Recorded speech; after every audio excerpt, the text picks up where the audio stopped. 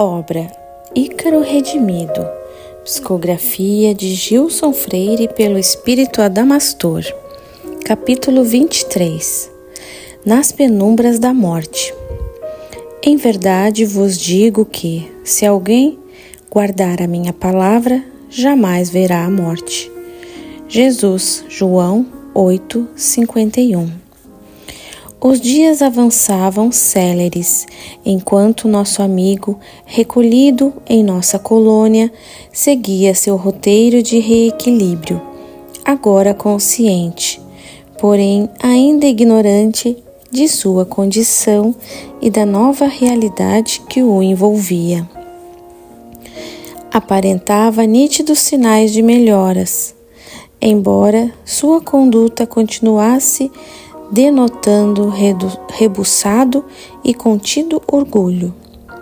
Comprazia-se em longas caminhadas pelos arredores e, intrigado, questionava as razões da existência das nuvens de chumbo obumbrando permanentemente o horizonte vizinho.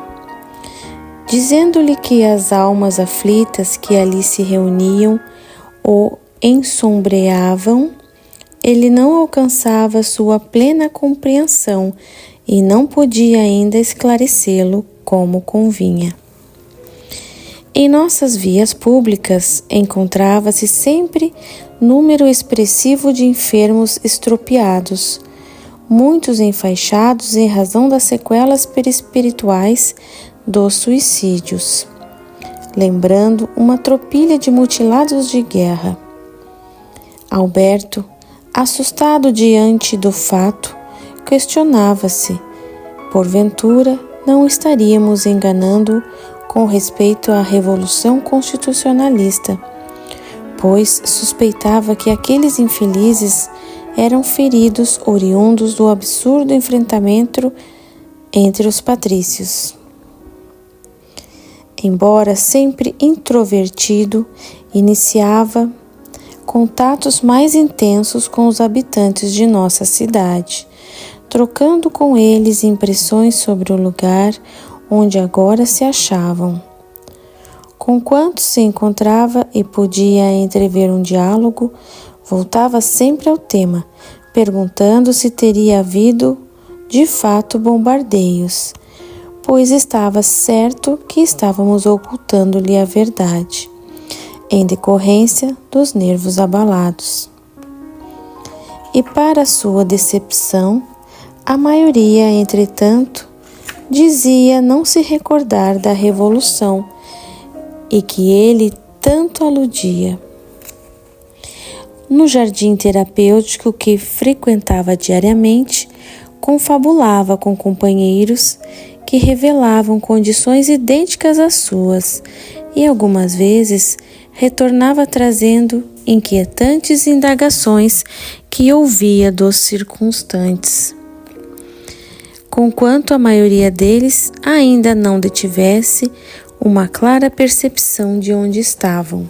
Alguns asseveravam peremptoriamente que todos haviam morrido e que isso justificava a intrigante ausência da parentela ainda encarnada, fato comum a todos ali reunidos. Outros relatavam perplexos que estavam recebendo visitas e cuidados de antigos parentes que se achavam mortos há muito tempo. Algo confuso, sem encontrar respostas seguras para tais estranhas considerações, e premido por confusos raciocínios, não conseguia mais acomodar a mente diante das inusitadas questões. Que lugar era aquele que então habitava? Onde estaria de fato? O que era feito dos amigos e parentes que sumiram?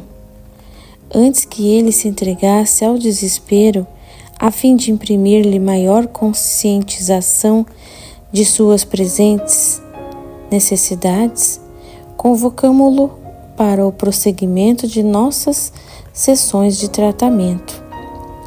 Fazia-se urgente agora invocá-lo à revivência traumática da morte, para situá-lo no novo ambiente em que se projetara, permitindo-lhe completa recomposição de si mesmo. É fato comum que o recém-desencarnado, ainda ignaro da ciência do espírito, demande certo tempo para perceber a realidade da própria morte.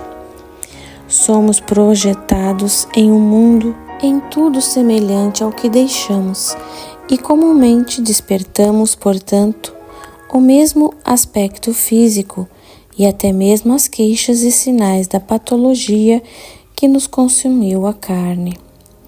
O corpo perispiritual, após o túmulo, nutre-nos com sensações idênticas às que nos mobilizavam no pléripo terreno.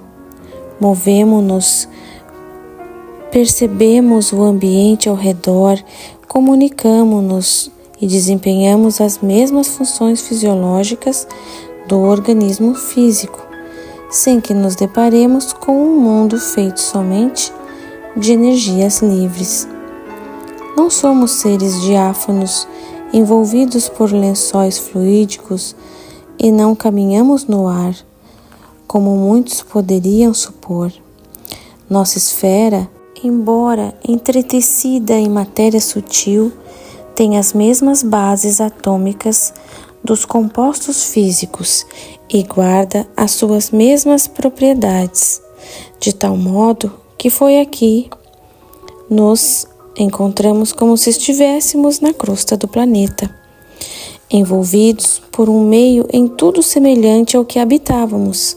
Não nos surpreendemos com a nova existência, o que não deixa de ser um conforto, pois uma mudança radical em nosso plano de manifestação seria um grande óbice à continuidade do processo evolutivo, que prossegue sem interrupção.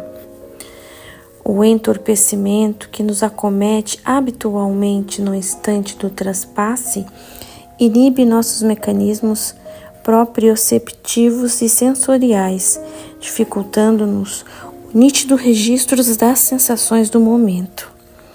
Embora tal deficiência perceptiva se apresente como um empecilho para a exata compreensão do fenômeno, nas desencarnações traumáticas é bênção divina, impedindo a reverberação do pânico, que poderia privar o recém-desencarnado do sossego necessário ao seu refazimento. Como a maioria dos desenlaces se realiza ainda em ambiente consciencial inseguro e ínsio de sublimidade do processo, natural que a obnubilação do momento funcione como uma defesa contra as agruras que poderiam ser inadequadamente vivenciadas. Destarte, é forçoso reconhecer que ainda não sabemos morrer como convém. Duvidamos da sobrevivência e não confiamos nos cuidados que o Senhor nos assegura. Um dia, contudo, o homem encarnado compreenderá a excelsitude do fenômeno e a ele se entregará com naturalidade e fidúcia, vivenciando-o sem traumas, dores ou temores.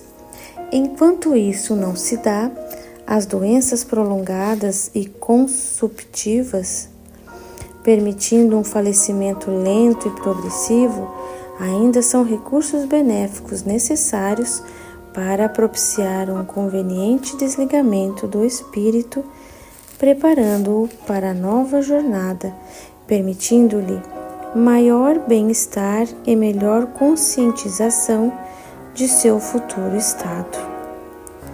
Reunidos novamente em nossa sala de trabalho, convocamos Alberto para a revivência da morte, pois seu pleno contato com a nova realidade não podia ser mais adiado. Embora excessivamente traumática, fazia-se necessário enfrentá-la, absorvendo-lhe o impacto, librando sua consciência, facilitando assim a mais completa reconquista de seu reequilíbrio. Induzido ao transe hipnótico, invocamo-lo à lembrança dos últimos momentos de vida na Terra. Tenho me preocupado com esse conflito. Dizem que haverá bombardeios. Que absurdo! Comentou uma vez situado nos derradeiros dias que vivera no mundo, reverberando a sua presente ideia fixa, com risos de progressão para uma verdadeira monomania. Não se preocupe com isso. A Revolução Constitucionalista já acabou e o país está em paz agora. Não houve bombardeios. Você esteve fora por muito tempo e não soube das notícias. Queremos conversar sobre a morte. Vemos que você anda pensando muito em pôr um fim na vida. A morte é verdade. Tenho pensado muito nela, não posso negar. Várias vezes estive perto de morrer, mas nunca tive medo. Tenho a vida marcada pelos mais terríveis acidentes. Fui arremessado contra árvores, enfrentei tempestades em pleno ar, o horror da queda livre, fogo no motor do dirigível, caí nos telhados do trocadeiro, afrontei a morte diversas vezes, expus-me às situações mais perigosas que um ser humano pode enfrentar. Por isso, hoje tenho os nervos em frangalho. Mas não bastou ter feito tudo isso. Hoje sou um esquecido, ridicularizado. Até dizem que dou azar. Meu nome não consta mais no rol dos pioneiros do ar. Fui preterido por outros. Não tenho mais motivações para viver. O passado já se foi e não pode mais voltar. Não me importo. Se morrer, já vivi o bastante. Hoje a amargura tomou conta de minha alma. Não deixe que sua mente se fixe nos dissabores, para não aumentá-los ainda mais. A morte o perseguiu, mas você sempre se saiu bem ao enfrentá-la com sangue frio e sobreviveu a todos os acidentes. É preciso reconhecer a sorte há de haver superado as dificuldades e agradecer a Deus por isso, olhando para o passado com mais otimismo. Sabemos que você anda muito doente e queremos ajudá-lo, mas é necessário que você comece a ajudar-se a si mesmo, esforçando-se para soerguer o ânimo. Você tem desejado a morte como uma solução definitiva para os seus males.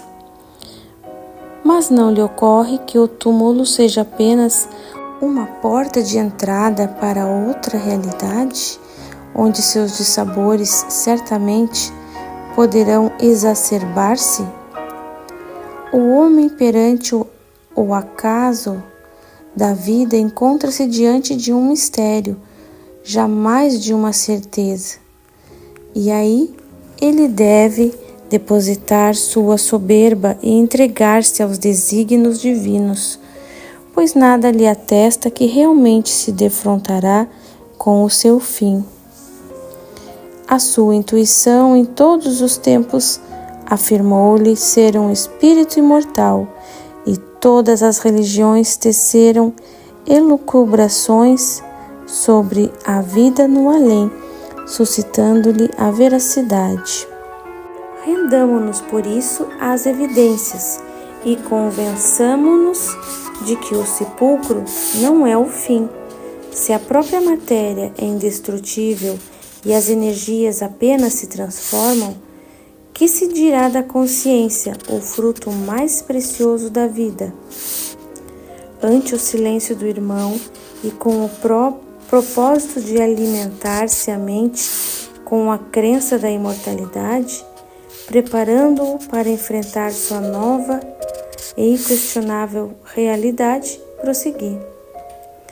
Não creia, portanto, que o túmulo poderá libertá-lo de seus dissabores. Entregue-se confiante a Deus, para que Ele cumpra com seu destino, pois somente Ele sabe o que melhor nos convém. Receba as dores que a vida lhe presenteia como necessidade de correção do orgulho e não pense que, refugiando-se no féretro, encontrará o ouvido definitivo dos fracassos ou a paz almejada.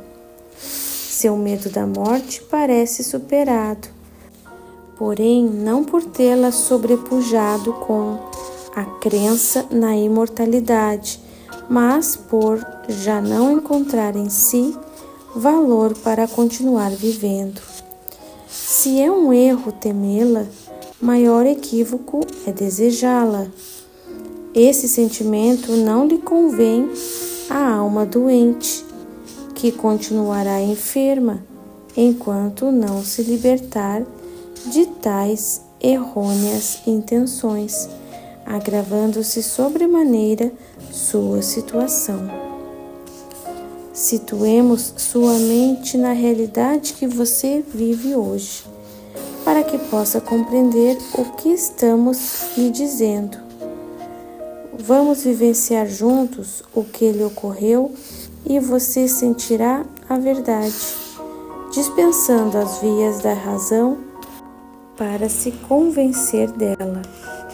Comece por retroceder sua lembrança nos últimos dias em que você esteve com alguém de sua família ou em sua casa, antes de se vir a ter conosco. Recorda-se de onde estava? Não me lembro. Sei que estou muito esgotado. Não quero ir a lugar algum. As longas conversas me cansam. Meu sobrinho Jorge convidou-me para passar uns dias longe. Ele agora não me deixa sozinho, pois andei pensando de fato em matar-me. Eles temem que eu concretize o ato.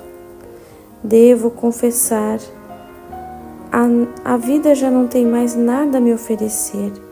Não vale a pena continuar vivendo. Nada me prende a ela. Colhi somente decepções, estou só. Tanto esforço por nada.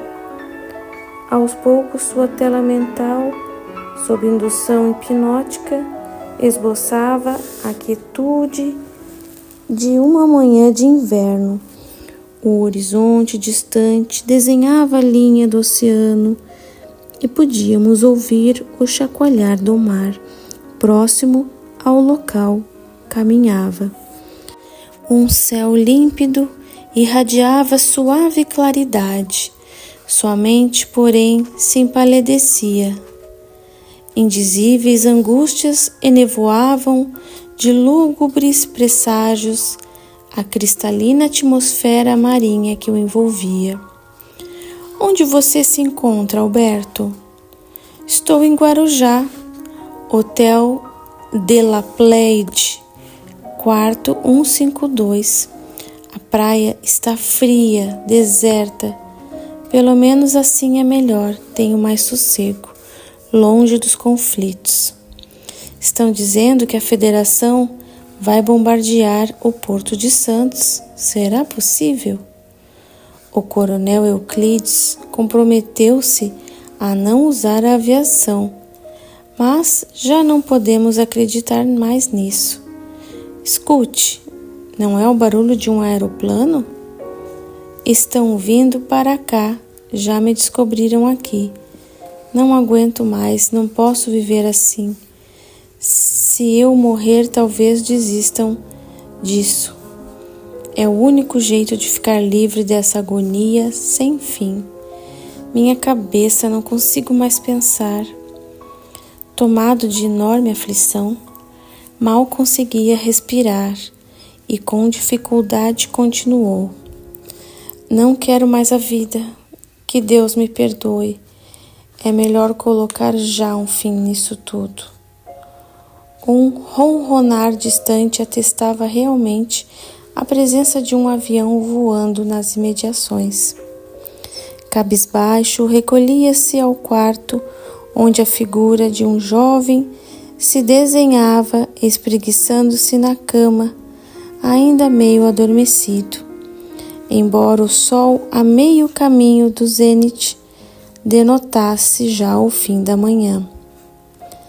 Certamente tratava-se de seu sobrinho, convocado pela família para vigiar-lhe os passos, diante das suas constantes ameaças de pôr fim à existência. Sussurrando tédio e certo mau humor, retirava-se o rapaz em busca de cigarros, sem perceber que o tio, com a alma em frangalhos, chafurdava-se em um fosso de amarguras, movendo-se rumo à derrocada final da vida e esgueirando-se, silente como sempre, fingia preparar-se para o banho. Acrisolando, o âmago vencido, subjugado nas raias da derrota, encerrava-se em si mesmo. Não mais ouvia o que lhe passava ao redor. Não conseguia mais acomodar os pensamentos em torvelino na mente. O desiderato da morte, com sofreguidão, ocupava-lhe por completo o drástico instante. Pesadas e aflitivas lágrimas lhe banhavam a face lívida e sem expressão. A mente se aprisionava definitivamente na ideia fixa: morrer. Evadir-se, enfim, das agruras de uma vida de intoleráveis fracassos. Impossível ver, querer ou sentir, anestesiado pela dor que lhe assenhoreava todas as emoções. Somente a morte podia lhe concretizar a fuga em desespero. Aflito, vasculhava as malas em busca das gravatas. Os pulmões arfavam na impossibilidade de sorver o ar. Suas mãos tremiam, enquanto todo o corpo fremia na ânsia de executar o insano propósito. O coração batia forte e descompassado, e uma onda de pavor lhe tomava de sobressalto a alma. Porém, a fuga em iminência lhe sobrepunha coragem para o ato. Uma vertigem tomava conta da consciência, afastando-lhe qualquer associação lógica. Tudo estava irremediavelmente perdido. Não havia o que pensar, nem mesmo o que sentir. Com determinação, amarrou 2 gravatas ao cano do chuveiro, atou-as ao pescoço, atirou-se no vazio. Sua face agora modelava o instante doloroso. Os estertores da respiração sufocante assumiam ruídos pavorosos. Suas mãos se levavam instintivamente ao pescoço em um esforço inútil de deter o infamante ato. Os olhos estáticos pareciam saltar das órbitas, espargindo imenso assombro, enquanto seu corpo se retesava nos últimos suspiros, deixando a língua pendente, cianótica. Sua consciência sensória se apagava completamente. O alento da vida se esvaía e a alma se debatia, álgida, alquebrada por imensa agonia e indescritível dor. dor que reverberava a revolta do espírito contra a bênção da vida. Um torbellino de energias degradantes e caóticas arrebatava-lhe o eu para as profundezas do subconsciente em indescritível sensação de queda num infindável abismo. Sua tela mental se enegrecia, apagando-se para a realidade. É triste acompanhar o drama de um suicida de forma tão viva e tão próxima a nós, Adelaide. Porém, esse é nosso trabalho, disse constrito, observando que a amiga se deixava vestir pela amargura do momento. Busquemos em Deus forças para não sucumbir ao pesar, perdendo assim a condição mental de sustento que o enfermo nos suscita. A fim de impedir a reverberação das reações psicopatológicas, desagregando-lhe a mente, despertamo-lo do sono hipnótico, permitindo-lhe ainda uma mais exata percepção da lembrança revivenciada. Semi-desperto e sentindo-se ainda vivo, ele se debatia em completo desespero diante da impossibilidade de respirar, balbuciando flébil pedido de socorro, com os olhos esgazeados e tomado de completo pavor. À medida que acordava, ainda arfante, expressava sua agonia. Estou morrendo, socorra-me, por Deus, não consigo respirar, não posso ver nada, que terrível escuridão, que frio pavoroso, por caridade. Aqueçam-me, sinto o corpo rígido, gelado, não posso mover-me, meu peito, que dor enorme, tenho um peito aberto, ajude-me, por Maria Santíssima. Não vejo ninguém, ninguém me ouve, ninguém pode me socorrer. Quero gritar, mas a voz não me sai. Onde estou? Que enorme silêncio, só vejo trevas ao meu redor. Até quando, meu Deus? O que se passa? Por favor, acudam-me. Acalme-se, amigo. Tudo isso já acabou. Você está apenas se lembrando do que ficou para trás. Não é mais realidade. Respire fundo. Estamos ao seu lado. Retorne ao presente e verá que já terminou. Aplicamo-lhes passes de alívio, enquanto Adelaide proferia sentida prece em seu favor. Entorpecido, procurava desvencilhar o psicossoma das impregnações deletérias do instante revivido, retornando aos poucos à sua condição atual e despertando em seguida, ainda bastante assustado, exclamou: tive um pesadelo terrível, vi-me enforcado. Que coisa pavorosa! O que é isso, meus amigos? Não se trata de um pesadelo. Procure recordar com mais clareza.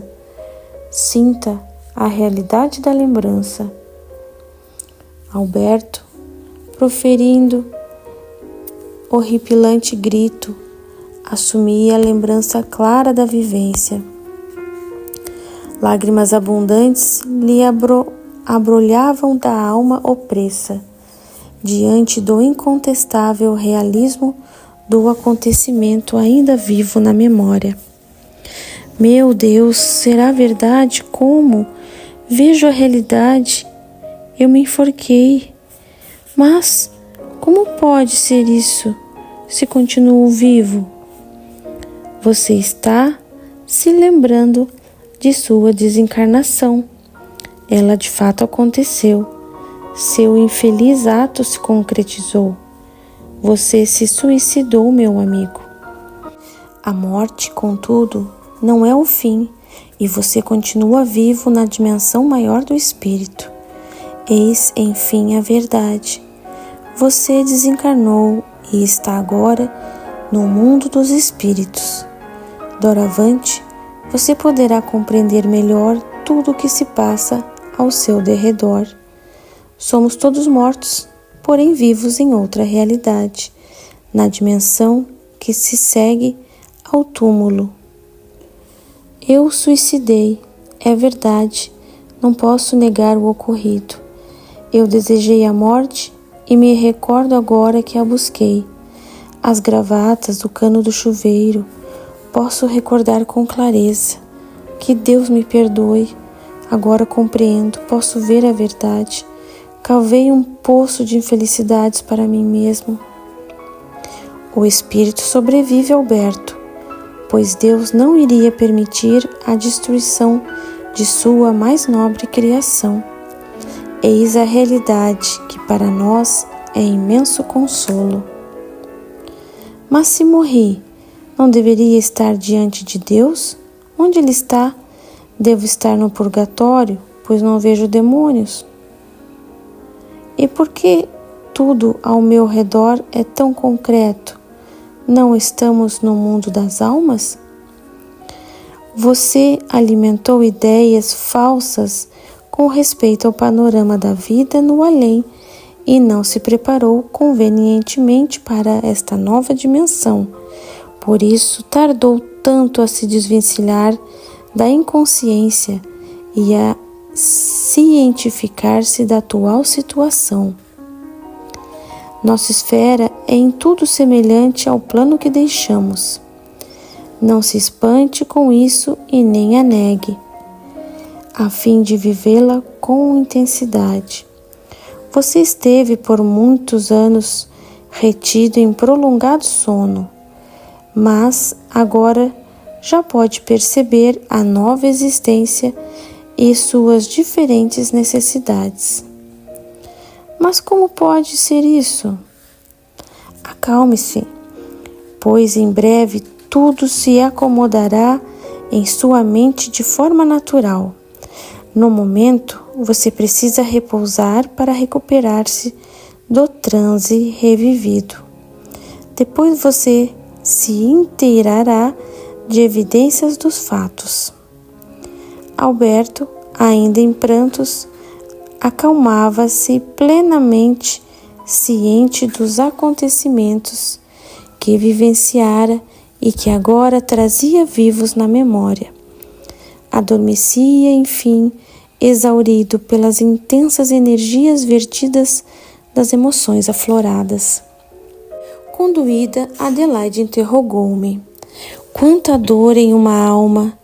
Não teria sido melhor deixá-lo ignorando o ocorrido? É fato comum depararmos-nos aqui com suicidas ocultando de si mesmos o árduo drama vivido. O espírito, entretanto, Adelaide, não pode evadir-se da própria realidade indefinidamente, sepultando suas faltas amargas como se não as tivesse praticado.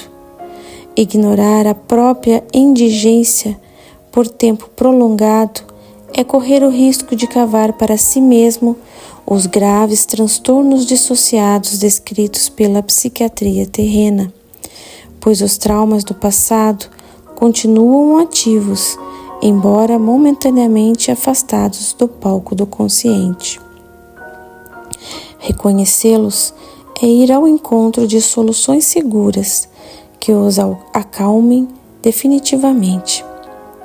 Acrescido ao choque reencarnatório, Alberto apresenta também um desses quadros, a amnésia dissociativa, recurso defensivo e impróprio, engendrado inconscientemente pelo eu para afastar da lembrança um trauma excessivamente doloroso, a fim de proteger-se do sofrimento que julga insuportável e insuperável.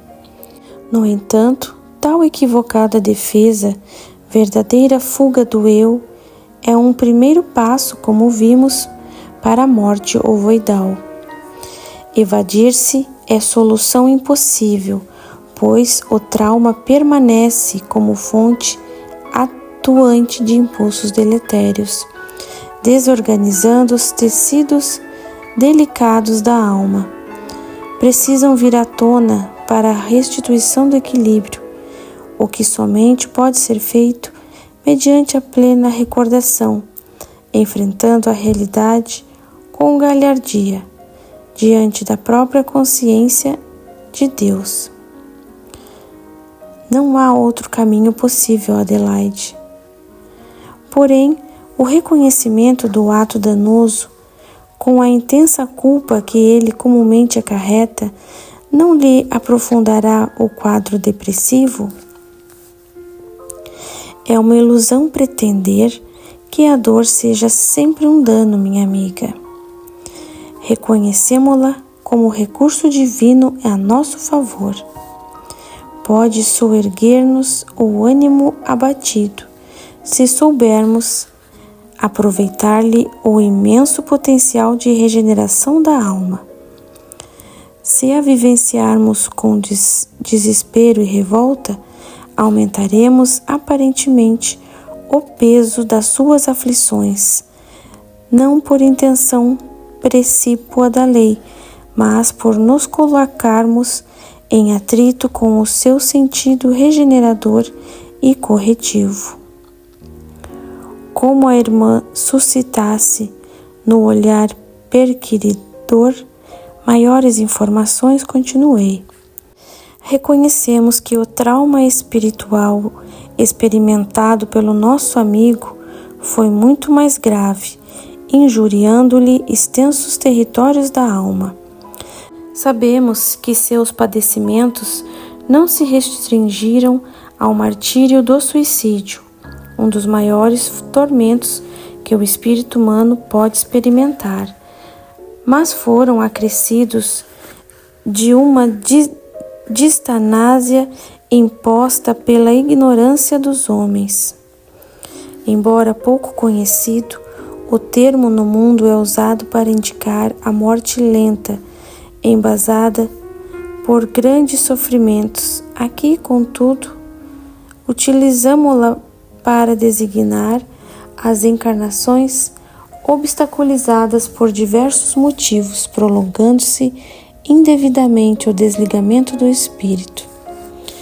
O excessivo apego à matéria, a crença no vazio absoluto após a morte, as aflições de parentes revoltados, agarrados à figura do morto, são fatores etiológicos comuns desse quadro de dores, detendo na carne por tempo excessivo o espírito em processo de libertação.